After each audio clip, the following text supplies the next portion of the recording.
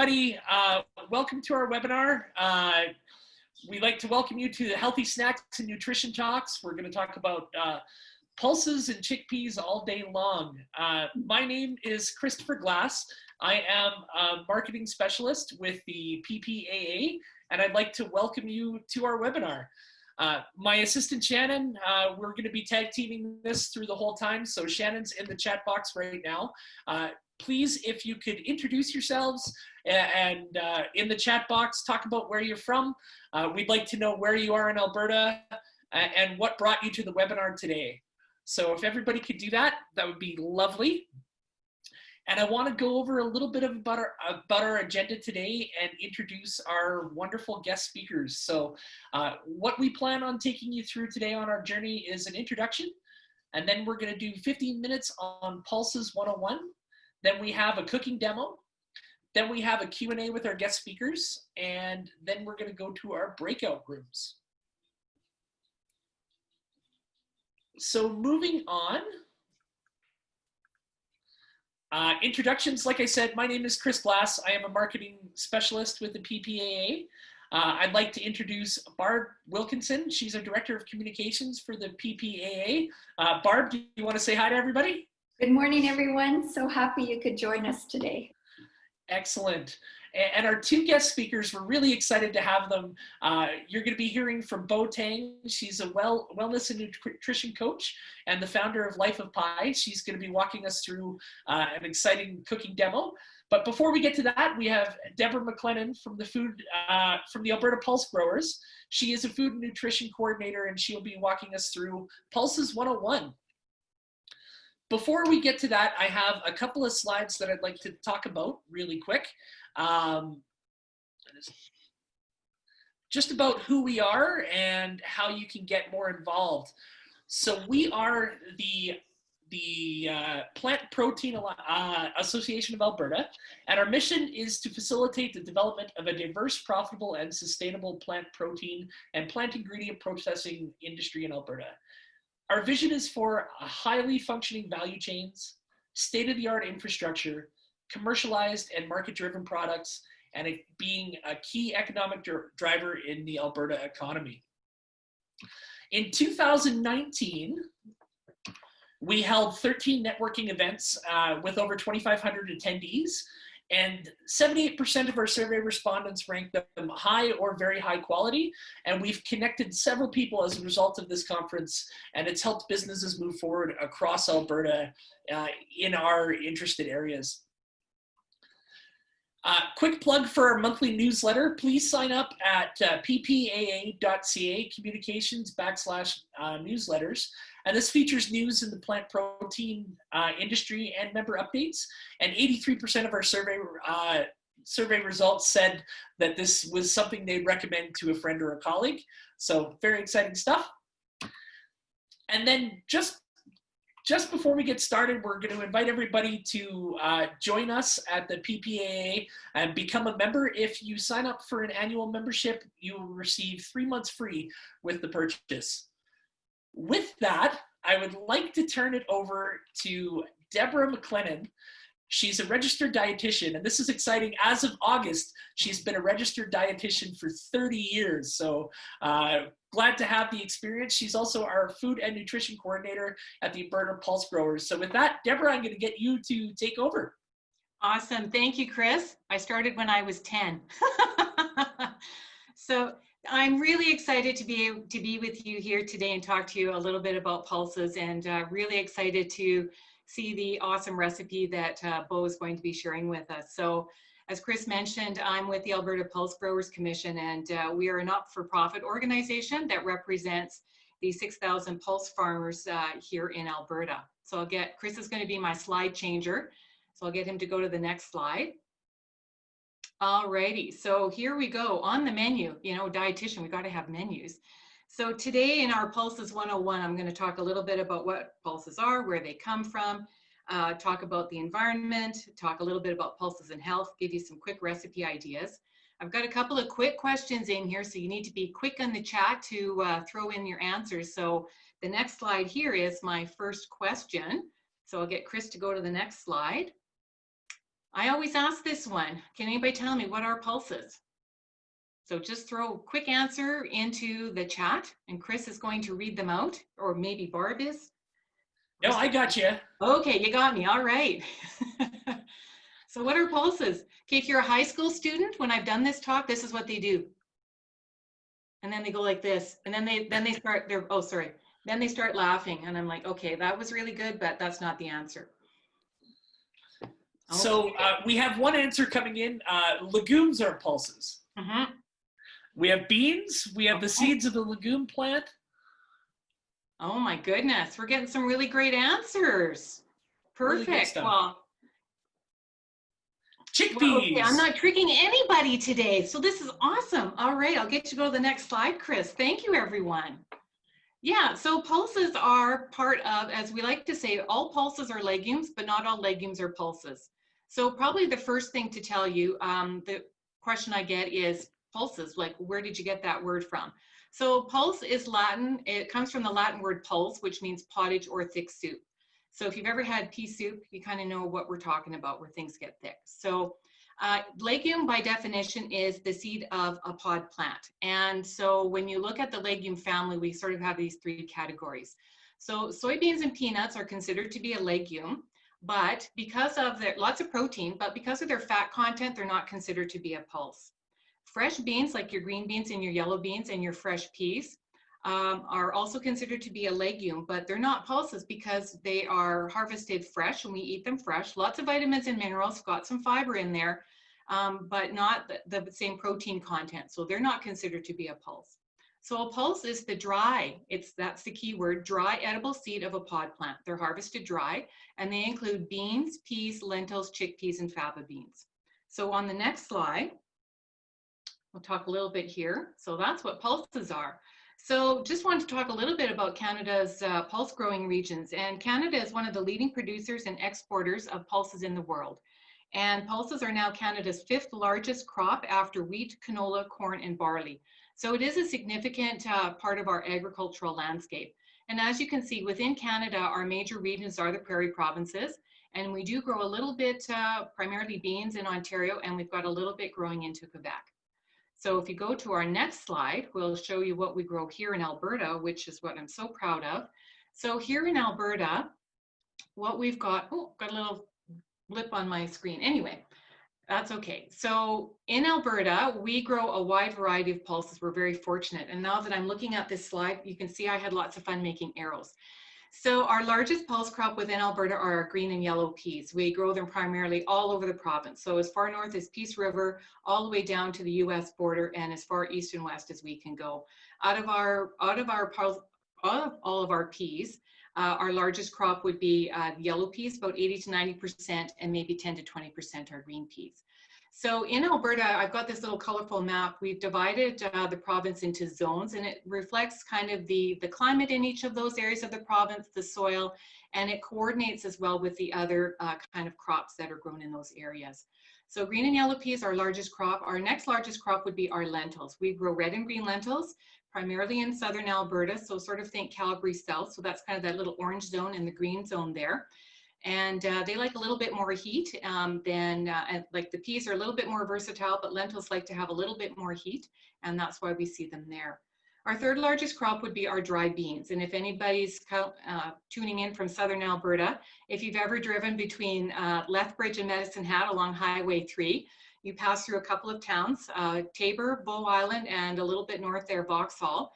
Down to the US border is where all of our beans are grown, and primarily under irrigation because they're very picky about the amount of water that they get. And our three largest bean crops would be our pinto beans, black beans, and great northern beans. And those are the ones that you would find in the stores. We also grow some chickpeas. The Kabuli chickpeas are the ones that you find in the cans, a nice kind of creamy color, tan color. And we grow those more in the southeastern part of the province. They like a lot of heat and a lot of sun. And then we also do grow faba beans, and they grow almost everywhere in the province. They can grow in warmer conditions under irrigation or in, you know, slightly cooler, wetter conditions. So we see a lot of that. So that's sort of what we grow in Alberta. So the next slide will show you, because then I get the, oh gee, Deb, I didn't realize we grew all these pulses in Alberta. Where can I buy Alberta pulses? So my little pictures here just sort of show the journey of pulses within Alberta. So you've got this beautiful flowering pea crop, and then as it matures in the field and dries, the next the next picture shows you it being harvested. Then our pulse farmers will take that crop over to their local grain elevator, and from the grain elevator, it's either directly exported to other countries around the world. We export to over 150 countries worldwide, or it will actually ship out to Eastern Canada, typically Ontario or Quebec, where then a sort of another secondary level of sorting takes place, and then we do that retail packaging. So here in Alberta, we don't actually have anybody that does that retail packaging where then it can go to the grocery store. So what we typically will tell people is now, because it's left the province, and because that it may now be packaged along with other pulses from Western Canada, we encourage people to look for Product of Canada on the packaging when you're in the grocery store. And when you're doing that, you are supporting not only Alberta pulse farmers, but pulse farmers from Saskatchewan, Manitoba, Ontario as well. So I just have a couple of little logos that you'll start to see on the packages when you're looking. So my next slide, I think is, oh, here we go. Here's a question for you. Why do you think farmers grow pulses? So if you can throw a quick answer into the chat for me. And I know there's some farmers that are tuning in, so I'm sure they're going to have some good answers, or they're not going to answer at all. So a couple of the answers we have coming in: to give the nutrition to the soil, it rotates crops, high demand crop rotation, nitrogen fixing, disease reduction, rotations. Holy cow! I'm preaching to the masses. I love it. So we'll go to the next slide. Those are all the primary reasons that farmers grow pulses. So pulses are an excellent crop to have in crop rotation. We certainly encourage producers to do crop rotation wherever they can. So really great for the environment, and this is something that a lot of consumers are looking for, is wanting to look at the environmental footprint. So pulses are considered to be a low carbon footprint food because they partner with bacteria in the soil, and they draw nitrogen from the air. And with this bacteria, and my little picture here, you can see some little white little beads kind of looking here on, this is the root of a pulse plant. So those nodules help to fix the nitrogen. So a pulse plant can actually, it's almost like it manufactures its own nitrogen fertilizer. So our pulse farmers don't need to add any synthetic nitrogen fertilizer to their pulse crop, or very rarely. And because of this ability to do that, and with the other great things that their root system can do, they improve the soil where they're grown. So they are great to add into a pulse, like into a crop rotation, because they enhance that soil. And then the next crop that gets planted on that land, farmers often see an improved yield and quality of that crop. The other thing is that pulses are a very water efficient source of protein. So they use anywhere from 1/2 to 1/10 of the water used by other protein sources, very adapted to dry environments. And different pulses can be grown in almost every type of climate, which is why you see such a variety of pulses being grown around the world and even across Canada. So on my next slide, that's why the farmers grow them. The other one that was in there was, it is definitely a crop that is, oh, here we go. It's definitely a crop that from a cost perspective, farmers are seeing a really good return on that product. So it's really great. So sort of my major area of expertise is like, why would we eat pulses? So I'm just going to move something around here on my screen. So from a pulse perspective, they're very protein packed, 9 grams of protein on average per 1/2 cup cooked serving, an excellent source of plant-based protein. So really great to include within, you know, if you're a vegan or a vegetarian and you're looking for a good source of protein. I've got my little graphic there with Canada's Food Guide, because the Food Guide is starting to has recommended, you know, encouraging people to include more sources of plant-based protein. So that's where pulses can fit in. Pulses are very high in fiber, 8 grams on average per 1/2 cup cooked serving, anywhere from 25 to 38% of your daily value of fiber in a 1/2 cup cooked serving, and also an excellent source of complex carbohydrates. And pulses are considered to be a low glycemic index food. So I'll talk about that in a second. Pulses are also naturally gluten-free. So just, you may start to see more pulse ingredients showing up in gluten-free foods, because they can add that protein and fiber that often you tend to lose when you take gluten out of a food product. Pulses are low in fat, no saturated fat, and very nutrient dense. So we've got, great source of potassium, magnesium, zinc, B vitamins, iron, as well as an excellent source of folate. So from a health benefit perspective, so on my next slide here, we'll scooch over. There we go. Thanks, Chris. So when you look at, we've got all these great nutritional qualities of pulses, and they can contribute to our health in a number of ways. We've got some really great research that is showing that when you're including pulses, and specifically beans, if you were to include beans in your diet on a daily basis, anywhere from a half a cup to a full cup, you will actually see your bad cholesterol, your LDL cholesterol can be reduced. Your overall total cholesterol will be reduced. And then that can also lead towards a reduction in your incidence of heart attack and stroke by about 5%. So we've got some studies that show that pulses can really contribute to as a healthy part of a heart healthy diet. Pulses can also play a role in helping to reduce blood pressure. So again, that kind of goes part and parcel with heart health. Pulses also are great to include in the diet if you have diabetes.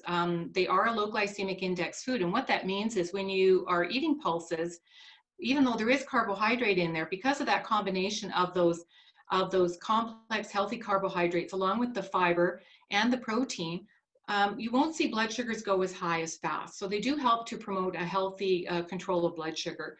And what we see here is this postprandial glycemia. It helps to reduce your blood sugars after eating. So they can really play a role there. Pulse is an excellent source of insoluble fiber, and that's what we call nature's broom. So it helps to keep things moving along in the digestive tract. So it helps to promote regularity and digestive health. And we're still working on definitive studies that show that including pulses as part of your diet can help you feel fuller longer, which can sometimes play a role in helping with weight management. So lots of health benefits there. So my last couple of slides, we'll go to the next one, Chris. And I forgot to set my timer, so I'm hoping I'm still on time. So the other question I often get is, that's great, Deb. I know pulses are healthy. I know I should be eating more, but what do I do with them? Get a lot of questions about soaking or not soaking. So I'm not going to go into the details. We've got lots of great information on our website, or you can ask them in the question section when we get to that. But just to let you know that dry split peas, whole lentils, and split lentils do not need to be soaked. Give them a quick rinse, throw them in water in a pot, and you can cook them right from there. Dry whole peas, whole beans, and chickpeas all have to be soaked if you're starting from dry. It just speeds the cooking process along. And so you would soak them, rinse off that water, start with fresh water, and then you would cook them. And then just as an FYI, dry pulses tend to double to triple when they're cooked. So if you have a recipe that calls for a half a cup and you think, gee, that doesn't look like much, think of popcorn. It'll go from that little bit to poof, all of a sudden you're going to have a lot of extra pulses. Not that that's a bad thing. You can pat them dry, you can freeze them, you can store them and use them for others. Now, if the idea of, holy cow, that's a lot of work, Deb, I don't know if I want to do all of that, canned pulses are just as nutritious. So if you're looking to start including more, this is a great place to start. We always recommend draining and rinsing to help reduce the sodium content by 40%. That's the sodium that's in the canning liquid. We also suggest you can try no salt added varieties. The pricing is the same now. They used to be more expensive, but now they're the same as the regular. And then just, for your Coles notes, a 19-ounce can gives you about 2 cups of cooked beans or lentils. A 14-ounce can is about 1 1/4 cup, just to kind of give you an idea. And then my last slide here, we just give you some recipe ideas. So these are just sort of my quick and easy ones that I've got here. So I just thought I would talk about whole cooked pulses. Great way to include them. You can add chickpeas, beans, split peas to soups and salads. It's a great way to sort of take it from just being a side dish to a main meal. Roasting pulses is fantastic. So everybody thinks it just is chickpeas, but you can do any kind of pulse. It's a great thing to add to trail mix because it adds more fiber, more protein. You can add it to your granola or as a snack on their own. I love it as croutons. I throw them into my soups and I throw them on top of my salads. They get that nice crunch and you get the extra flavor from the spices that you use. Adding split peas or lentils to a rice pilaf, again, you can just add it. It adds that fiber, adds that protein. This is one of my favorites, adding beans to a ready-made salsa. I love adding black beans to my salsa and then just having, my regular old nacho chips for a really great snack, especially on these hot summer days. Adding them to wraps, to nachos, to quesadillas is, again, a great way just to incorporate them. Red split lentils can be your magic friend in the kitchen because you can use them to thicken soups, stews, and sauces. And they go from that bright orangey color to a dull yellow, and they start to break up. So you don't even know that they're there, but you're getting that added protein and fiber, and you're thickening up your dish along the way. And then my last couple of tips here, puree them up, and you can make a dip with them. So it doesn't just have to be hummus, but you could do any kind of a dip with veggies or with chips or crackers, or you can use it for adding into baking into smoothies or into mashed potatoes to, again, amp up that nutrition. Pulses are also a great way to act as a meat extender. So let's say you're making a pot of chili and you're using your pound of ground beef, but all of a sudden you've got extra people coming, or if cost is a factor, you're just looking to include more. You can add in extra beans into that, and you can take it from serving maybe 6 people to 8 people to 10 people. And it's a very cost-effective, nutritious way to sort of extend that meat protein that's in there. All right, so my last slide, question here about how to contact me. So here's my contact info. So you can email me anytime. You can go over to our website. And you can also, if you get a hold of Plant Protein Alberta here, they'll be able to give you some of that information. And then this is just a photo of me with a colleague. We are at a pinto bean plant in southern Alberta, and that just shows you the harvest was coming in. So I'm the person on the right in the dark with the yellow hard hat. That just shows you how many pinto beans were harvested in that particular year. So I think that's it. Hopefully I didn't go over time, and I'll turn it over to Bo for her food demo. Thank you, Deborah. That was excellent, and you were right on time.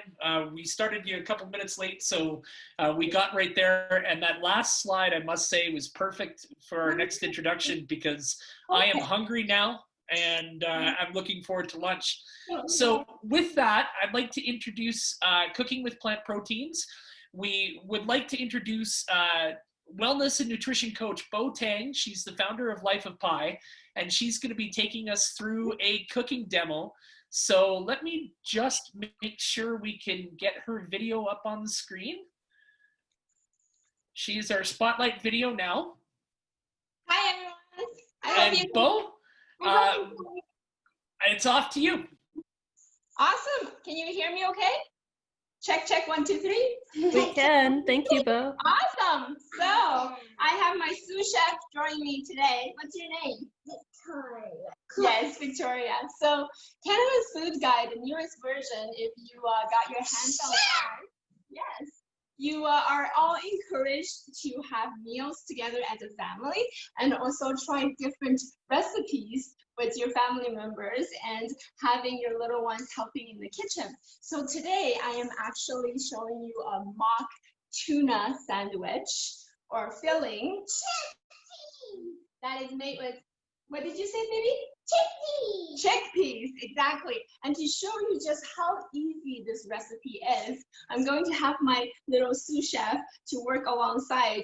So we're going to need a can of chickpeas, 398 milliliter can. You can get cans a little bit bigger. So if you were to measure this in cups, it would be 1.5 cup cooked chickpeas. And then we'll need vegan mayonnaise, some rice vinegar, curry powder, as well as turmeric powder, and salt. Here I'm using salt flakes, but you can substitute with different kind of salt that you prefer in your kitchen. And for myself, I like to use a little bit of paprika too, just to give it a bit of a smoky flavor. Red onions, you can get some microgreens to add to your salad or the wrap. I have some baby kales here.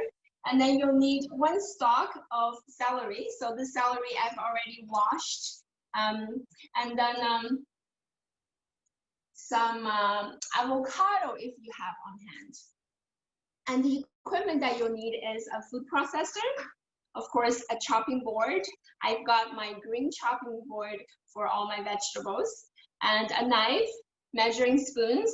We'll need a measuring spoon for the tablespoon measurement, and half a teaspoon, a quarter teaspoon, and also a measuring cup of 1/3 of a cup, and a quarter of a cup for the red onions. I have a measuring cup here, this is a liquid measuring cup, but I just wanted to show you how much is 1 can equivalent in cup. So this is a glass, and then you can see the measurement on the glassware. The first step is to, of course, open your can of chickpeas. So I've got a can opener here. As you can see, a lot of my stuff in the kitchen is purple because I just love the color purple, right, Victoria? And then after purple and purple, you got it. And purple. So after we open the can, just simply lift up the lid. Exactly, good girl. And then we'll rinse it off and under running water. And you really want to rinse the liquid from the can well to get rid of the sodium, as Debra had mentioned. So that significantly reduces the sodium content which is present in the canning process.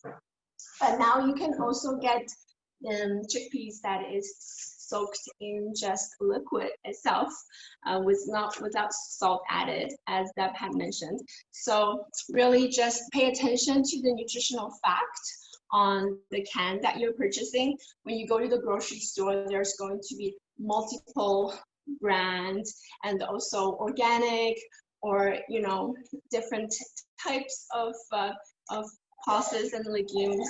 It's really important to be looking at the nutrition fact table to know your sodium content if you have any blood pressure issue, and you can also get to know how much protein you're getting per serving. So for this specific one, you're getting about 9 grams of protein for half a cup, and we're making 1.5 cups. So after you've drained and rinsed out all of the excess liquid, we're going to put it into a food processor. Would you like to help me with that? So we'll put all the way in. Ooh, you got a couple lost there. And a little bit more. There you go. Very nice. And then we'll put it on the food processor. And turn on it. Yeah. And just pause it until it's crushed. So would you like to press this for me? Yeah.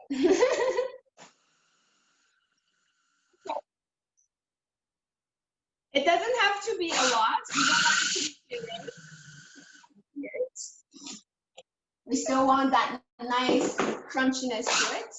So we'll set this aside and we'll just take it off from the food processor because we'll be adding some nice spices into it to give that good flavor. So meanwhile, we'll just dice the 1 stalk of celery. Do you like celery, Victoria? Yes. You don't like celery? So maybe when we put into this recipe, you won't be able to really taste it. So Victoria is not a big fan of celery, and she's never had this recipe before, which is why I thought it would be great to try it. So after you've chopped the celery, we'll put it into the food processor with the chickpeas. So Victoria, what does mommy usually cook with you? Cake. Yeah, mommy does a lot of baking. And then we'll put a little bit, we're not done yet, Victoria, of the red onion. So this red onion is from Canada. I know there's a recall right now from the US red onion, but don't worry about this. This is organically grown in Alberta. So I've already diced up about a quarter cup of red onion, and then we'll put it all together. And next we'll need the vegan mayo to make this recipe completely vegan. But if you're not vegan, you can use the regular mayonnaise. This one is made with canola oil. You can get it from the shop, Blushling or Sunterra. or the organic or the whole foods aisle in Superstore or Safeway. So we'll need about 1/3 cup of the vegan mayo for this recipe. And then pour it into The food processor. There you go. There you go, baby. You can use that. Scrape this. so sweet. Yeah, get all of that goodness in. Now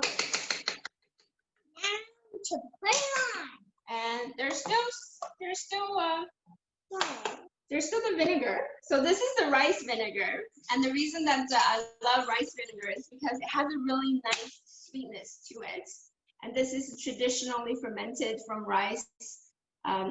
It's the Marukan brand from Japan. Japan, hula, hula, hula, hula, la. And then next, we'll put the curry powder in. Oh. So this recipe calls for 3/4 teaspoon of curry powder. So 1 teaspoon, 2 teaspoons. 2 teaspoons,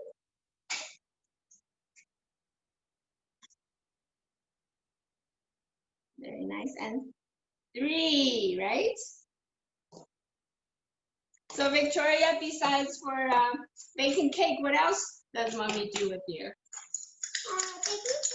Baking cupcake, baking. This? Yes. Okay, the next one we'll put in is the turmeric powder, and we'll need 1/2 teaspoon of turmeric powder. Here you go, Victoria.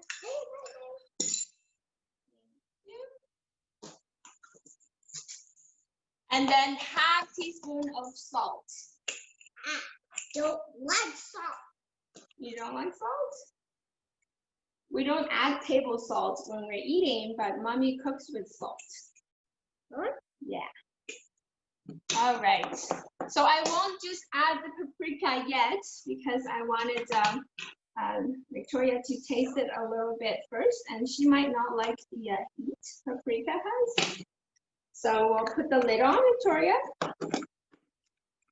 Twist it on.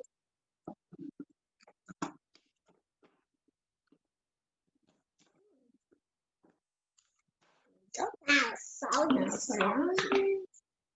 So put it back onto the food processor. Pour everything well together.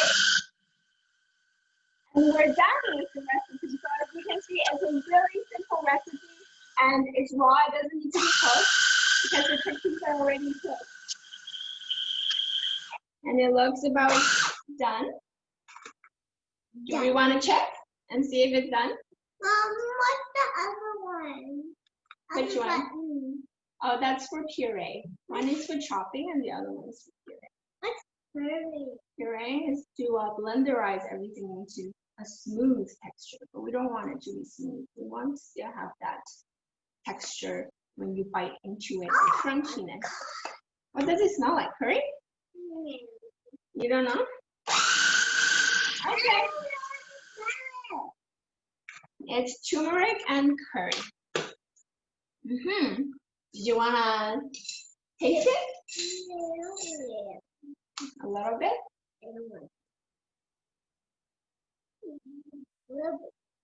A little bit good or very good? Very good? Really? You like it? Okay. So I have some buns here, fresh baked multi-grain buns. And I also have some ancient grain tortillas here that you can make them into a wrap.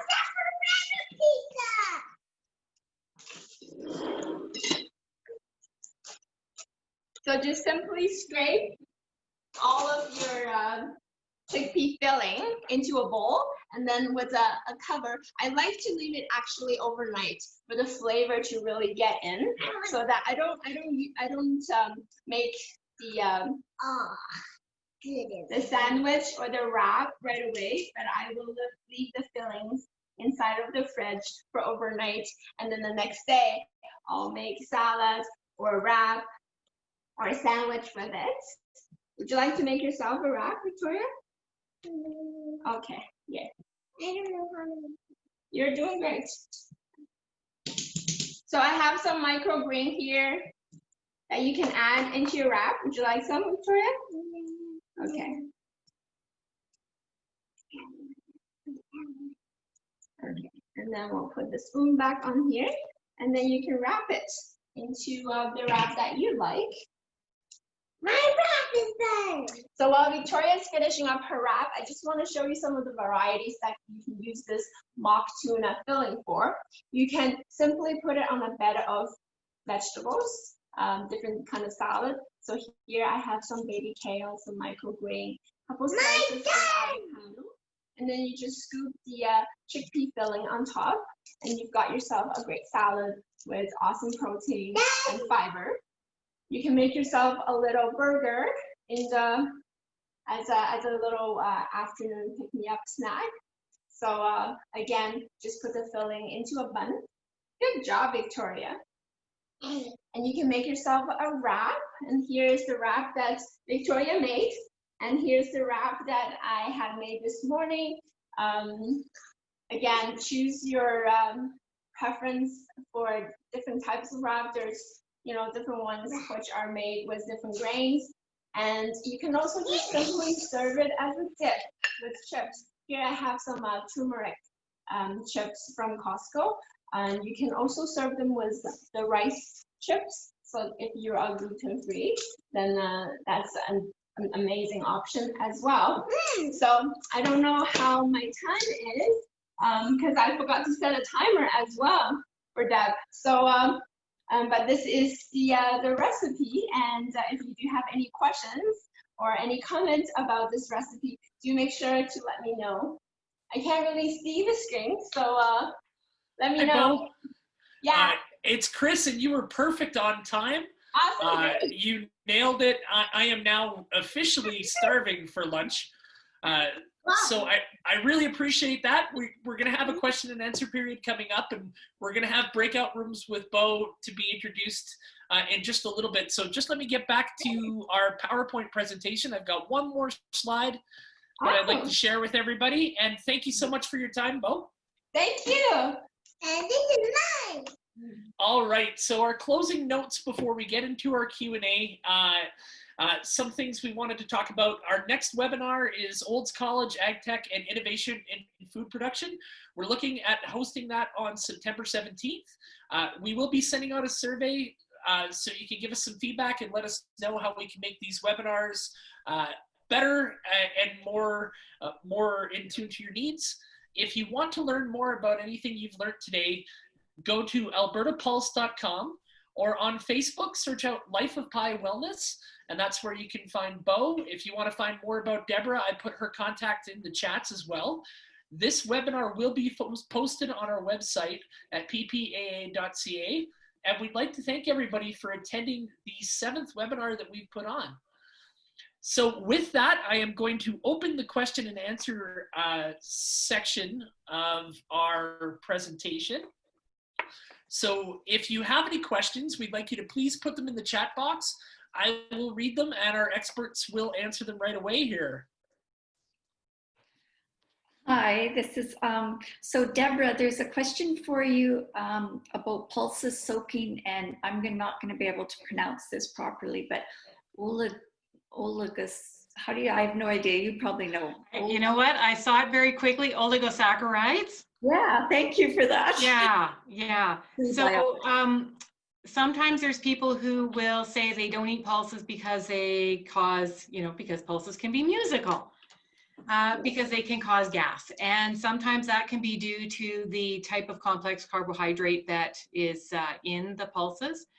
So very often, or it could be the fiber. So I always tell people start small, eat a little bit at a time, not, if you do your baked beans once a year, then yeah, you're probably going to have trouble.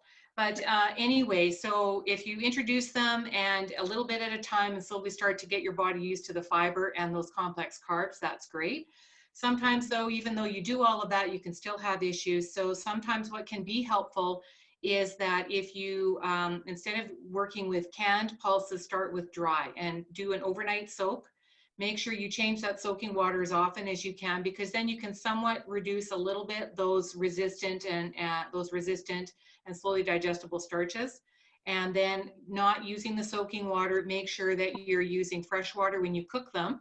Make sure they're thoroughly cooked as well. And then sometimes that can kind of help with that. Okay, thank you. So I have another question that came in.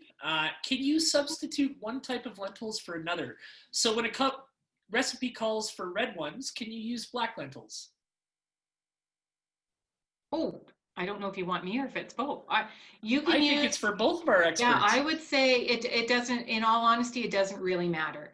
If the lentils are there as a thickener, then typically it's a split lentil. But no, if you happen to have black lentils and it calls for a red lentil, red lentils, the split lentils are very soft. Like as they cook, they become very soft and they break down. So if you're looking for something to break down and, just mix in really well to the recipe, then I would stick with that one. But if it's a salad or something where you want texture, then you would want to go with a whole lentil. So a whole green or a whole black, any of those will work just as well.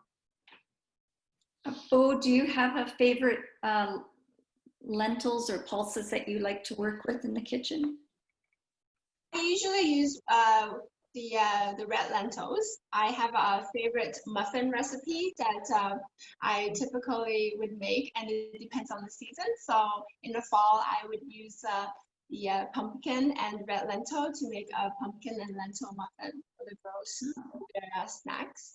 And during the summertime, I'll just simply swap the pumpkins out and put berries instead. But I love to cook with lentils because you can, and I cook them from dry, and they don't take as much time when you're cooking them from dry as compared to like chickpeas or other beans. So I'll cook them in large batch, and then I'll freeze them. And because they're so small, they don't freeze into a huge bulk. So I'll just put them in a Ziploc bag, and whenever the recipe calls for the lentil, then I'll just scoop out a little bit and prepare for that recipe. And like Debra said, you can use it for pretty much everything. I use it for my muffins just because it's a sneaky way of getting the girls to have a little bit of lentil in, because when they see it in front of them, they might not eat it. But when you incorporate them into like a muffin or bread, for example, they will likely to eat more of that because they can't really see it. Right. So those are my favorites. I have a favorite pumpkin recipe, so maybe I'll try sneaking some lentils into it. Yeah, usually I add about like a quarter cup to the recipe of 12 muffins. All right. Okay. Thank you for that. Here's a question. It says, why are Canada and the United States introducing pulses into their diet and market while developing countries are moving away from them? Is that a question, Debra, you want to? Oh, that's a really good question.